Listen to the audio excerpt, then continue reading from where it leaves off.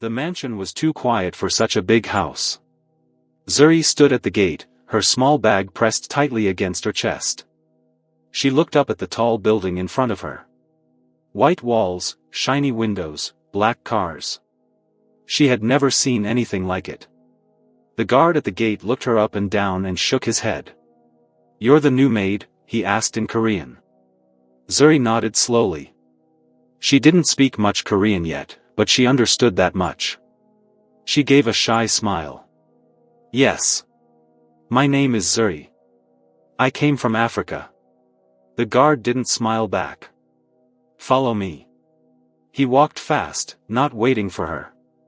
Zuri hurried behind, her shoes making soft sounds on the marble floor. Inside, everything was shining.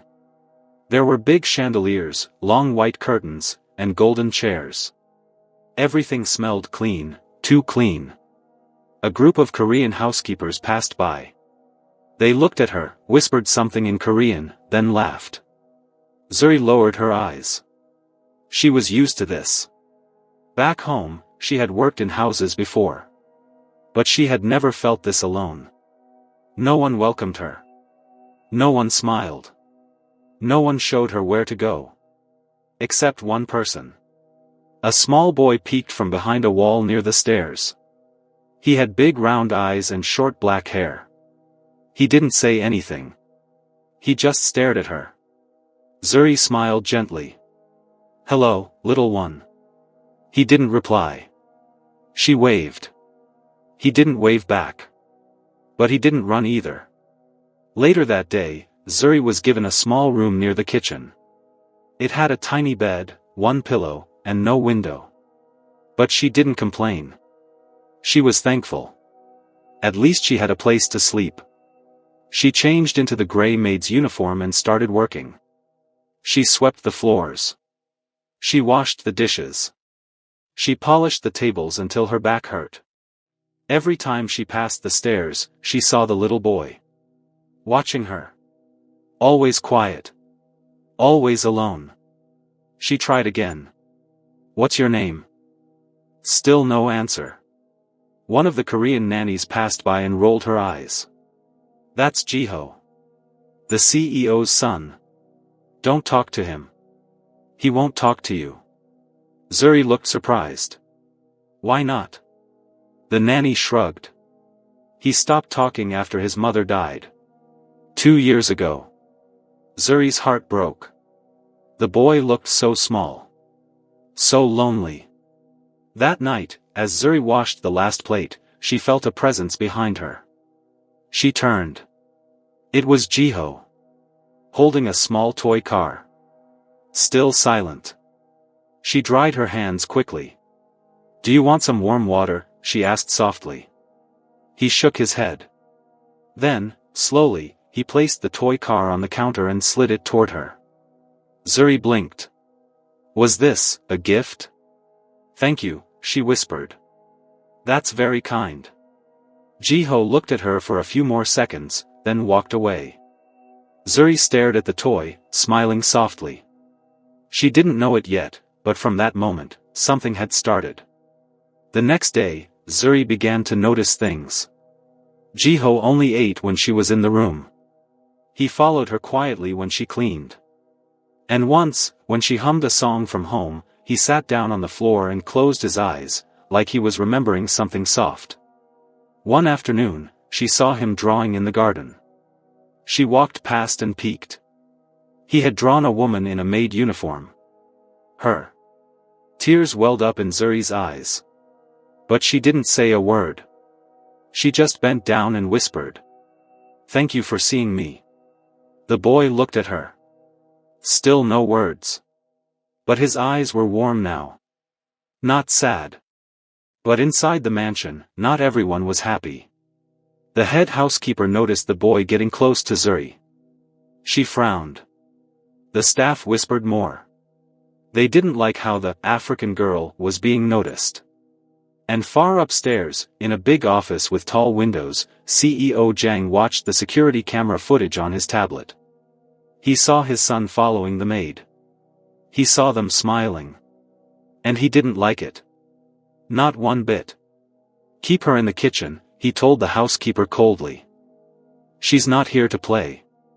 The morning sun was bright over the city of Seoul, but inside the mansion, tension hung heavy in the air. Zuri woke up early, just like always. She wore her gray uniform, tied her hair neatly, and went straight to the kitchen to start her chores.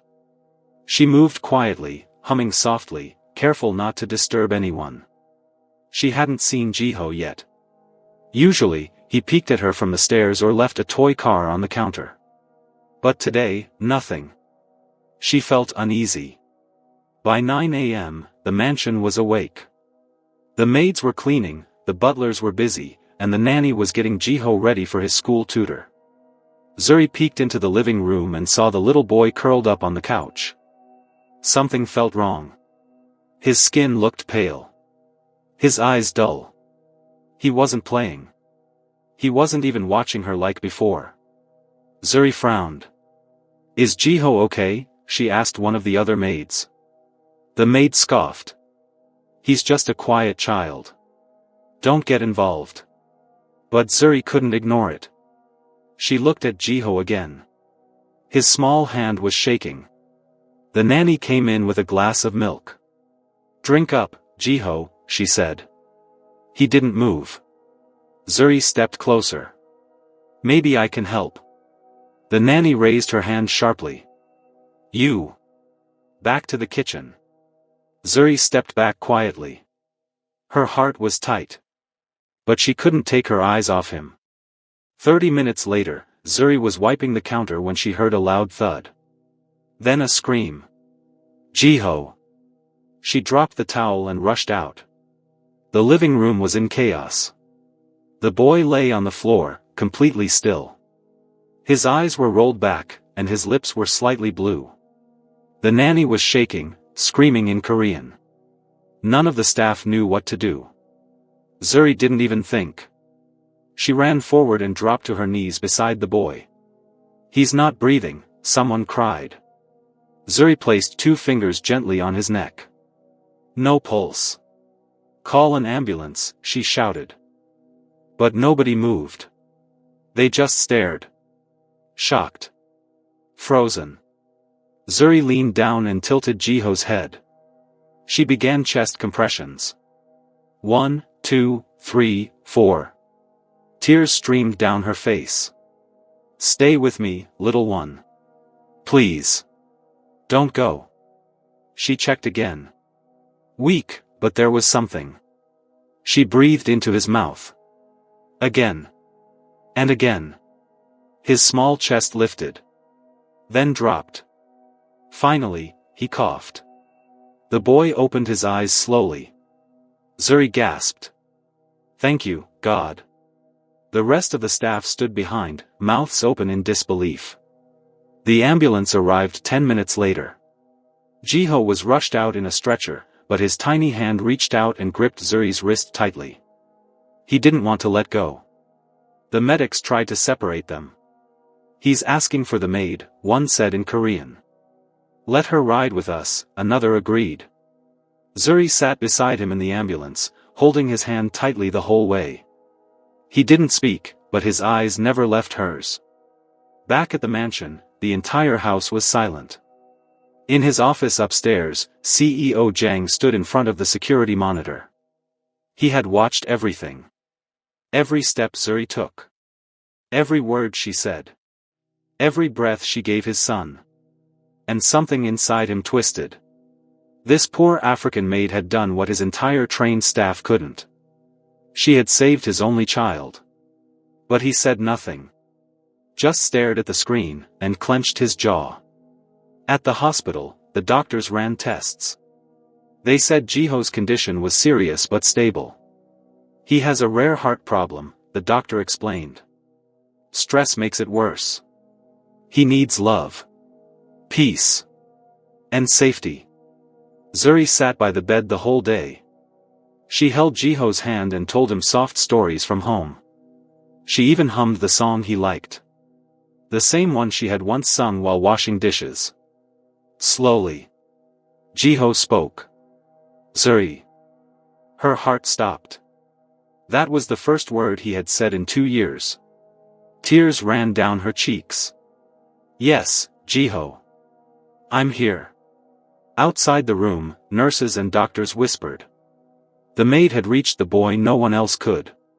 And at the hospital entrance, CEO Zhang stood in silence, watching from behind a glass wall. He had come to see his son. But now, he was watching the maid. Who are you? He whispered to himself. Zuri sat by the hospital bed like a statue. Jiho was sleeping peacefully now, his little fingers wrapped around her own. Machines beeped softly beside him. The sunlight filtered through the curtains, casting a golden glow across his fragile face. She hadn't eaten. She hadn't moved. She just stayed. Her back ached. Her eyes were tired. But her heart was calm. For the first time in a long while, she felt like she mattered. Outside the room, footsteps echoed. Sharp. Calculated. The hallway fell silent as CEO Zhang Miho walked in, surrounded by suited men and 2 bodyguards. The hospital staff bowed nervously. "Where's my son?" he asked, his voice cold but composed. "Room 304, sir. He's stable." He nodded without saying thank you and strode forward. The moment he reached the door, he paused. Through the small glass window, he saw her. The African girl in the gray maid uniform, sitting beside his only son, holding his hand like she was family. He clenched his jaw. "Get her out," he said to his assistant. The man hesitated. "But, sir," he spoke her name. "She saved his life." "She's a maid," Zhang cut in, voice sharp. "Not his nurse. Not his family." "I don't care what he said." The assistant bowed his head. Zhang stepped in. Zuri looked up slowly. She didn't recognize the man at first. Tall. Clean-shaven. Cold eyes like winter ice. He wore a black designer suit, his watch probably worth more than her whole life. But she could feel it. Power. And pain. "Are you his father?" she asked softly. He didn't respond.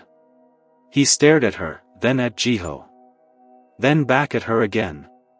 "Get up." Zuri blinked. "Excuse me?" "Stand. Now." She stood quickly, confused, her hands still holding Jiho's. But Jiho's tiny grip tightened, he didn't want her to let go. Zhang's eyes darkened. "You've done enough," he said, pulling up the chair and sitting beside the bed. Zuri stepped back, her heart pounding. Jiho's lips moved weakly. Ri. The CEO stiffened. Zuri smiled gently. "I'm here, Jiho. I'm still close." Zhang looked up sharply. "What did you do to my son?" he demanded. I didn't do anything wrong," she replied quietly. He collapsed. "I gave him CPR. I stayed with him. That's all." He stared into her eyes for a long moment. "Why?" Zuri blinked. "Why, what? Why would a maid risk everything for someone who isn't her child?" Zuri's voice trembled. "Because no child deserves to die when there's still a chance to save them." Silence. Her answer pierced something in him. He didn't show it, but he felt it. Deep down. The last time someone had said that to him, it was his wife. Before she died. The door opened. Jiho's pediatric specialist stepped in. "Ah, Mr. Zhang. Good you're here. We reviewed the scans. Your son has stress-induced arrhythmia. Emotional trauma worsens it. He needs calm. Familiar care." And surprisingly, he responded better to the maid than to medical staff. Zuri looked down. Zhang stayed silent. The doctor continued. "May I suggest that she be allowed to stay with him, at least until we confirm stability?" The CEO stood slowly. "Out," he said again, eyes on Zuri. "Sir, You are not a therapist." You are not family. You're a cleaner. Go clean something. Zuri's lips trembled. But she nodded. Yes, sir. She turned to leave, but Jiho whimpered. Zuri. That one word made the room still. Zuri froze. The CEO didn't turn around. But he felt it. That pull. That sting of pride versus pain. Zuri gently placed a stuffed toy beside Jiho, then whispered. I'll be close. Always. And she walked out. Back in the hallway, Zuri leaned against the wall and broke down quietly. She had only done what she hoped someone would do for her. Love without asking. Care without pride. But now, she was being punished for kindness. A nurse walked up to her. You're the African maid, right? Zuri wiped her tears. The nurse smiled gently. You did something no one else could. Word is spreading. You didn't just save the boy. She leaned in. You touched the untouchable. Zuri looked up. Confused. Tired. But slowly, something inside her sparked. Hope. The hospital room was silent. The heart monitor beeped softly beside Jiho's small body.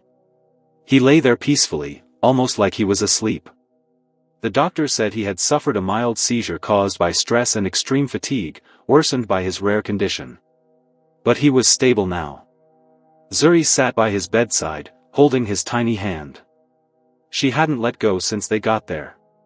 Across the room, CEO Zhang stood stiffly by the window, arms folded, eyes burning with confusion and guilt. His expensive coat was still damp from the rain, but he didn't seem to care. For the first time in years, he wasn't thinking about business. He was thinking about his son. The doctor's words kept replaying in his head. He has been emotionally neglected, sir. The boy is deeply attached to the maid. She's the only one who seems to give him comfort. It stung. Was he really that distant? Was he truly the reason Jiho was fading? He turned slightly when he heard the boy murmur something. Zuri leaned in. Jiho? Baby, what is it? Jiho blinked slowly and looked up at her with his pale eyes. You're still here, he whispered weakly. I'll always be here, Zuri said softly, brushing his hair from his forehead. He smiled faintly. You smell like mangoes. Zuri chuckled, trying to hold back tears. That's because I was cutting some before you scared me today. Don't go, Jiho whispered. I don't want to go home. I want to stay with you forever. The words hit CEO Zhang like a punch to the chest. Then came the sentence that changed everything. Appa, Jiho turned his head weakly toward his father. Can Zuri be my mama? Zuri gasped. CEO Zhang blinked, stunned. Jiho, what did you say? I want her to be my mama, Jiho repeated. She hugs me. She sings to me. She's warm. Mama would have been like that. Silence. Tears welled in Zuri's eyes. Jiho had never spoken about his real mother. Not even once. The billionaire took a step forward, unsure what to say. He looked at Zuri, the woman he barely acknowledged before, and truly saw her for the first time. She wasn't just a maid. She was the reason his son was alive. She was the only light in his son's dim little world. I'm sorry, he finally said, his voice raw. Zuri. I didn't know. I've been blind. Zuri looked up at him, shocked by the humility in his voice. I just wanted to take care of him, she whispered. He needed someone. CEO Zhang slowly walked to the edge of the bed and sat beside his son. Jiho reached out and held both their hands, his father's in one, Zuri's in the other. It was the first time the three of them had ever been that close. Zuri looked away, feeling it was too much. I should leave, let you two be. No, Jiho said, his voice suddenly firm. Stay. Zuri looked at CEO Zhang, waiting for his reaction. He stared at her for a long moment. Then he did something no one expected. He bowed. A full, deep bow. "Please don't go," he said softly. "He needs you, and maybe I do too." Zuri's breath caught in her throat. She couldn't believe it. From ignored maid to needed mother figure, just like that. Later that night, Zuri stayed in the hospital, curled beside Jiho's bed while he slept. CEO Jang sat silently on the visitor's couch, watching them with a storm of emotions swirling in his chest. For the first time in years, he didn't feel alone. He finally whispered, "Thank you, Zuri." She didn't answer. But her gentle hand resting on Jiho's chest said everything. Hello besties, in this powerful story we learn that kindness is never wasted. The heart you heal today might be the one that saves you tomorrow. This story teaches us that true love, compassion, and presence matter more than money or status. Zuri, a simple African maid, gave something priceless, genuine care, and through her quiet kindness, she healed a broken child and softened a powerful man's heart. In the end, it wasn't power that saved the boy, it was love. Thank you so much for watching. Kindly like, subscribe, and share.